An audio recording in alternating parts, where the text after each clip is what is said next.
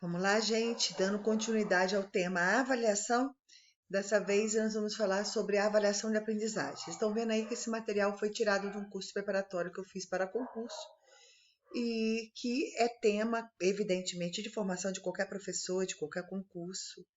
Então eu vou trabalhar com vocês esses slides, ok? Então vamos entender um pouquinho sobre a avaliação, os tipos de avaliação e como procedem.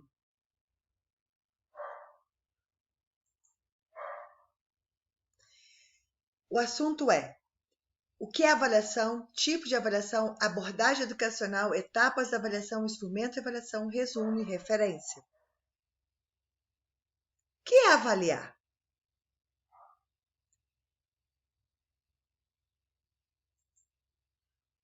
Presta atenção nessa série de fotografia de slides que vão passar aí para vocês poderem entender bem a gente chegar numa questão da avaliação. O que é avaliar? Comprei um cachorro. Presta atenção na imagem, no pensamento.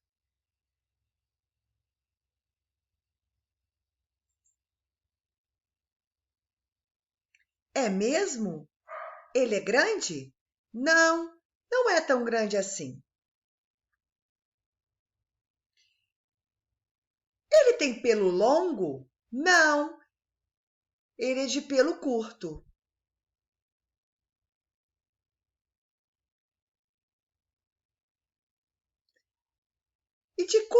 E de que cor ele é?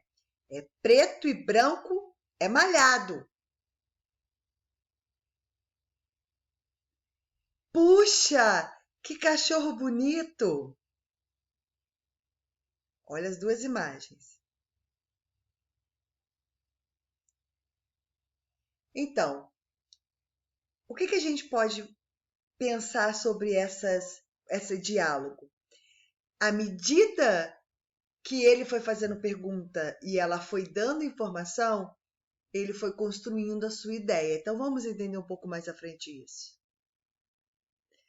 Avaliar consiste no ato de mensurar, medir, dimensionar, quantificar ou qualificar algo que se deseja atribuir valor ou grau. É o ato de diagnosticar.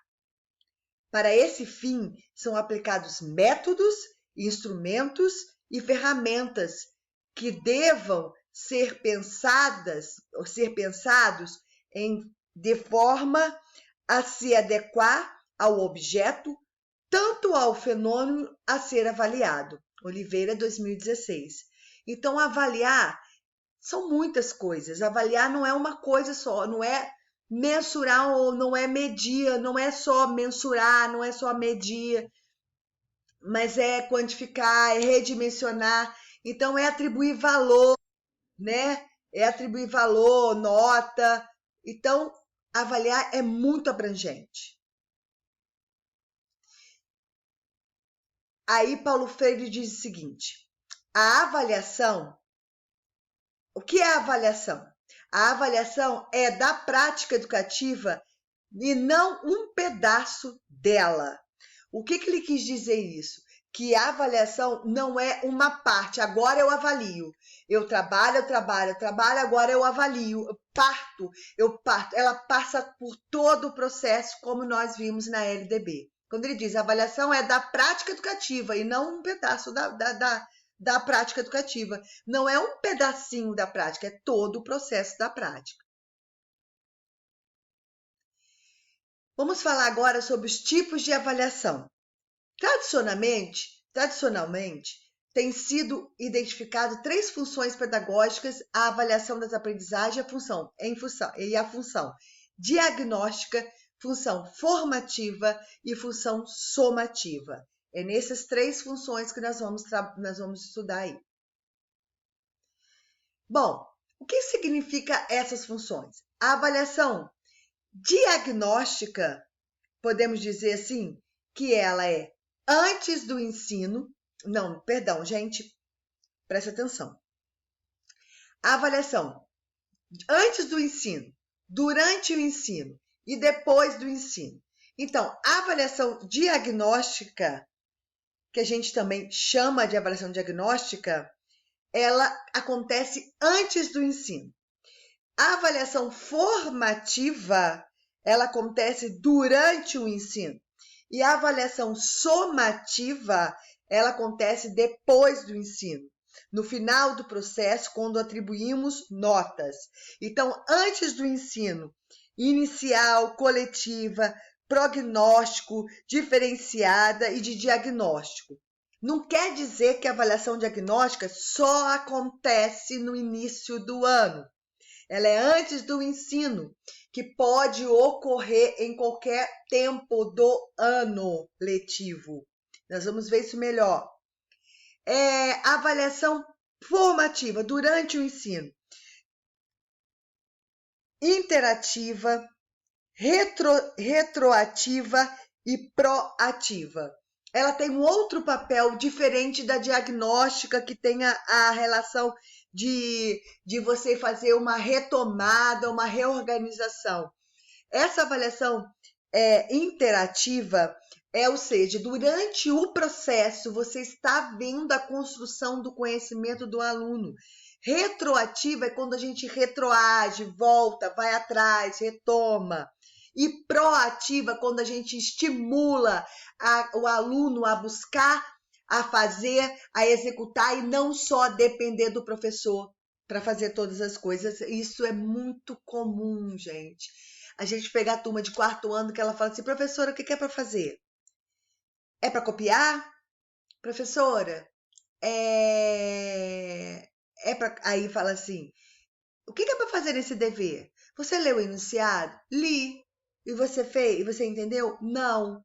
Quer dizer, quando a gente fala de uma avaliação, nós estamos avaliando também a proatividade daquela criança. Então, para se tornar um aluno proativo, autônomo, pensante, colaborativo, é preciso mudar a postura nossa da relação do ensino-aprendizagem. Isso é muito importante. Então, essa questão da interatividade também é um processo de avaliação. Ele fala, vocês contribuem, estão avaliando todo esse processo. E a avaliação somativa. Essa aí, infelizmente, é o que o professor mais utiliza. É o momento que ele vai dar um instrumento, 2 instrumentos, onde ele vai dar uma prova, um teste, ele dá um determinado tempo, o conteúdo, aí ele explana aquele conteúdo, mas aí a gente vê que durante o processo não há muita interatividade, não há retroatividade, não há uma proatividade dos alunos, apenas na execução das tarefas do professor. Aí, em determinado tempo, ele fala assim, estou marcando um teste para avaliar os seus conhecimentos. Se é para fazer isso, não precisa de professor.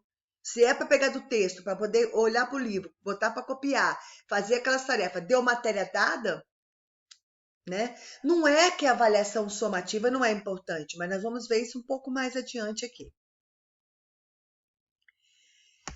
Vamos entender que para cada abordagem educacional, quando a gente fala abordagem educacional, que está aqui, olha, nesse canto esquerdo da tela, nós estamos falando sobre tendências pedagógicas, nós estamos falando de como o professor ou a escola acredita que é a melhor forma de ensinar, de avaliar aquela criança. Nós temos aqui 4 abordagens.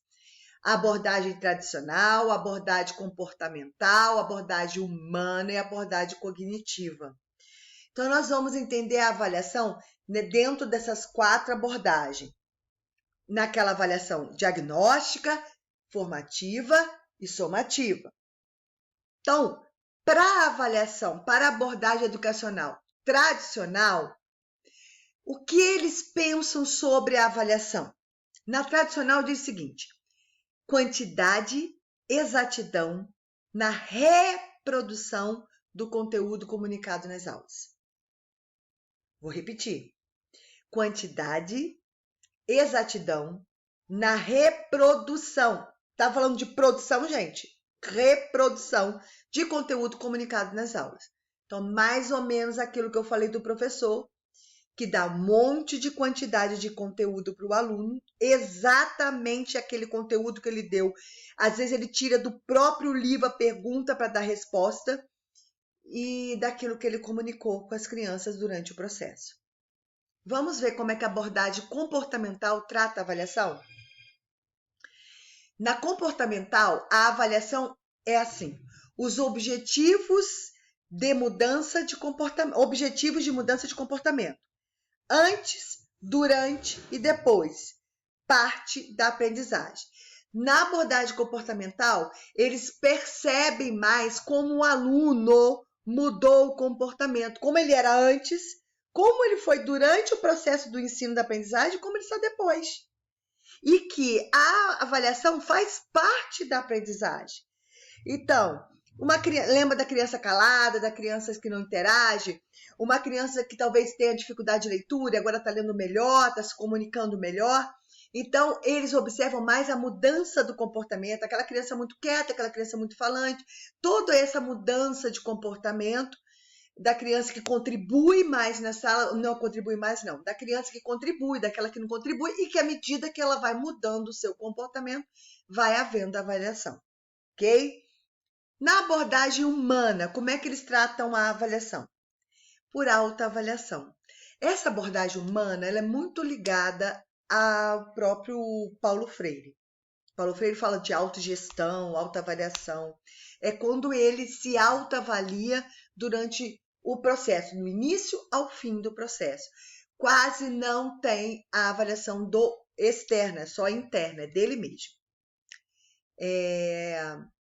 E cognitiva.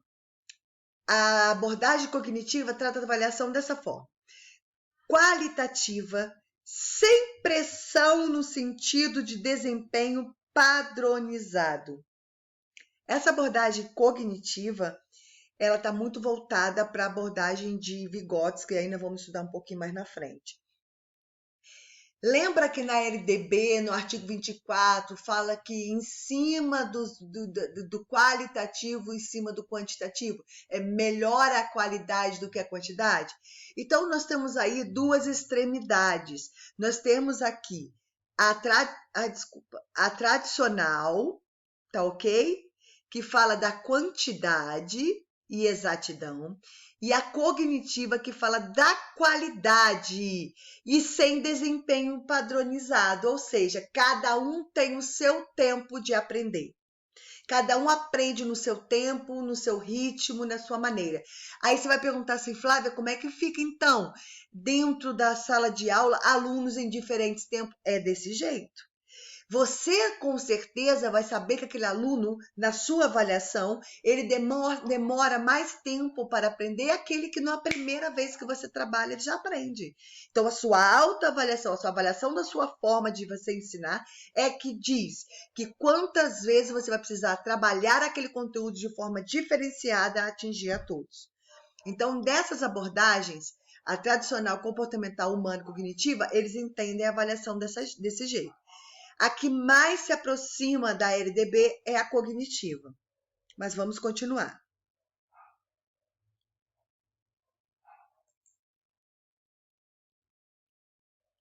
Etapas da avaliação. Para explicar as etapas da avaliação, o modelo irá responder 5 perguntas. Como que você faz essa questão da etapa da avaliação? Quais são as 5 perguntas? Quando ela é realizada? Que dados são coletados? O que é feito com as informações obtidas? Não adianta você recolher dados, avaliar e não fazer nada. Que tipo de retorno é dado ao estudante? E a última pergunta: como a avaliação reflete no planejamento? Isso é para a nossa próxima aula, ok?